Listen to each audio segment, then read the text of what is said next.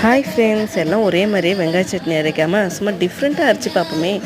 அதுக்கு தேவையானது பச்சை மிளகா 4, வெங்காயம் தேவையான அளவு, தக்காளி 4, ஒரே ஒரு பட்டை மிளகா, கொஞ்சமாக புளி சேர்த்துக்குங்க, 4 பல் பூண்டு சேர்த்துங்க, உப்பு தேவையான அளவு, நல்லா வதக்கிக்குங்க. அரைச்சி தாளிச்சிக்கலாம், அவ்வளோதான். ஒரு டைம் அரைச்சி பாருங்கள். இட்லி சூடாக ஊற்றி சட்னி தொட்டு சாப்பிட்டு பாருங்கள். அது கூட கொஞ்சமாக புதினா தலையை சேர்த்து நீங்கள் அரைச்சிங்கன்னா சட்னி நல்லா வாசனையாக இருக்கும் ஃப்ரெண்ட்ஸ். அப்படியே என் பாட்டு பிடிச்சா மறக்காமல் சப்ஸ்கிரைப் பண்ணுங்கள். என்ன காயமான போதும் என் மேனி தாங்கிக் கொள்ளும் முந்தன் மேனி தாங்காது செந்தேனே, எந்தன் காதல் என்னவென்று சொல்லாமல்